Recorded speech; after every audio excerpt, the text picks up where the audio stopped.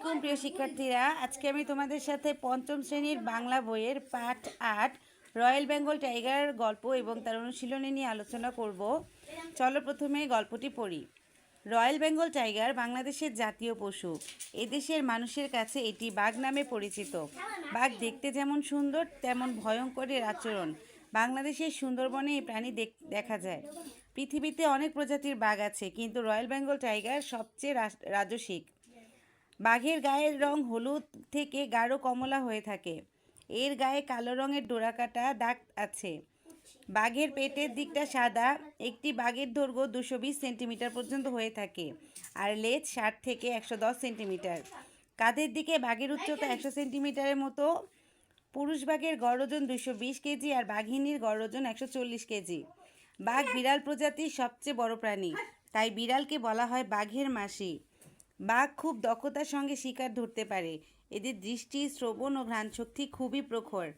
বাঘের আছে শক্তিশালী থাবা। থাবার নিচের অংশ নরম ও পুরু, তাই চলার সময় শব্দ হয় না।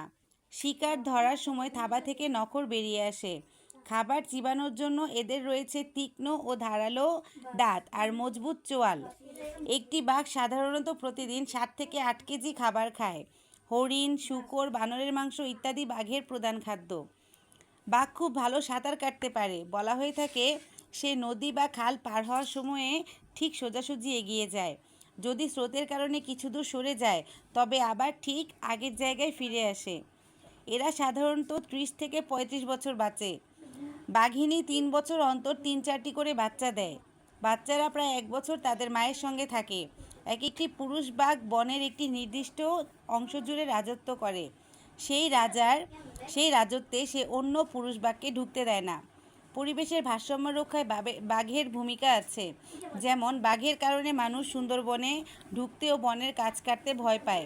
তবে প্রাকৃতিক দুর্যোগ দেখা দিলে বাঘের জীবন বিপন্ন হয়। তাছাড়া কিছু লোক চামড়া ও অন্যান্য প্রত্যঙ্গের লোভে বাঘ মেরে ফেলে, তাই সুন্দরবনে দিন দিন বাঘের সংখ্যা কমছে। রয়্যাল বেঙ্গল টাইগার বাংলাদেশের অমূল্য সম্পদ। পৃথিবীতে বাংলাদেশের পরিচিতি ও গৌরব বাড়িয়েছে এই প্রাণী। আমাদের দায়িত্ব সুন্দরবনকে রক্ষা করা, না হলে বাঘ বাংলাদেশ থেকে চিরতরে হারিয়ে যাবে। এরপরে দেখো, এখানে কিছু শব্দার্থ দেওয়া আছে, চলো শব্দার্থগুলো পড়ি। ঘ্রাণ শক্তি, গন্ধ নেওয়ার ক্ষমতা। চিরতরে, চিরকালের জন্য। থাবা, কোনো জন্তুর সামনের পায়ের নখযুক্ত তালু। দৃষ্টিশক্তি, দেখার ক্ষমতা। পরিবেশের ভারসাম্য, পরিবেশের উপাদানের মধ্যে সামঞ্জস্য। প্রখর, তীব্র, প্রত্যঙ্গ, শরীরের অংশ।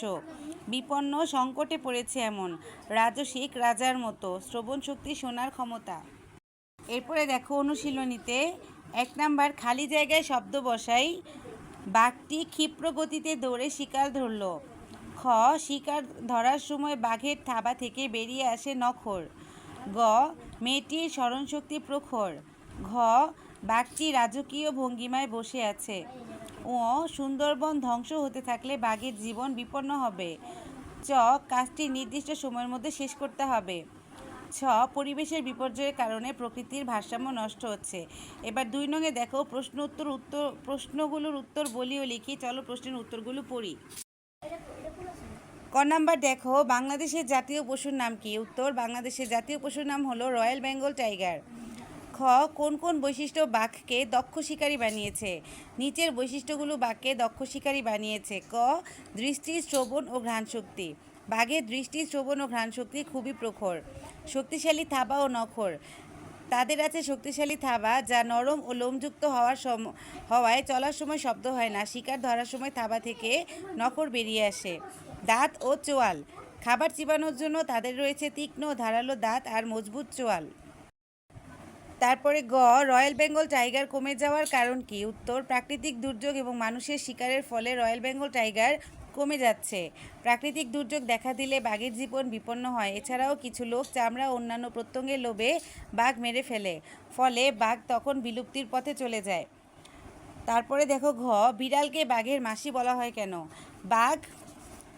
বাঘ বিড়াল প্রজাতির সবচেয়ে বড় প্রাণী, তাই এর কারণে বিড়ালকে বাঘের মাসি বলা হয়। এখানে বাসি লেখা আছে, তোমরা মাসি লিখে নিও। তারপরে বাঘের সাঁতারের ব্যাপারে কি বলা হয়?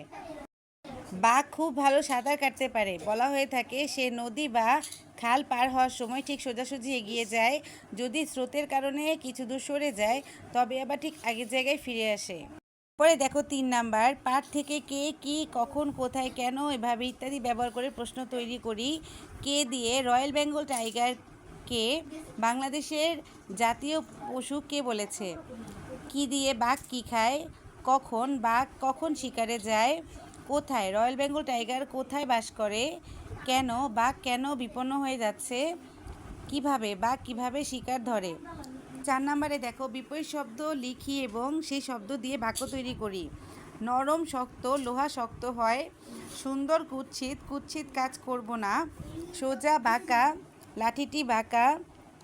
তীক্ষ্ণ ভোঁতা, ছুরিটি খুব ভোঁতা। মজবুত দুর্বল, লোকটি খুব দুর্বল। 5 নম্বরে দেখো চারপাশে কোন কোন পশু পাখি দেখি তার একটি তালিকা করি। উত্তর, আমরা আমাদের চারপাশে গরু, ছাগল, হাঁস, মুরগি, ভেড়া, কুকুর, বিড়াল, কাক, কবুতর ইত্যাদি দেখি। 6 নম্বরে দেখো ছবি দেখে অনুচ্ছেদ লিখি। এই ছবিটি অনুযায়ী নিচে অনুচ্ছেদ লেখা হলো। ছবিতে একটি নৌকা, এর ছবিতে একটি নদী ও নৌকার দৃশ্য দেখা যায়। নদীর উপরে নৌকায় একজন লোক বসে আছে, আরেকজন পানিতে দাঁড়িয়ে আছে। নদীর দুই পাশে সবুজ গাছপালা ও বন আছে। গাছের ডালে একটি বানর ও দুটি হরিণ দেখা যায়। ছবিটি দেখে একটি সুন্দর প্রাকৃতিক পরিবেশ বোঝা যাচ্ছে।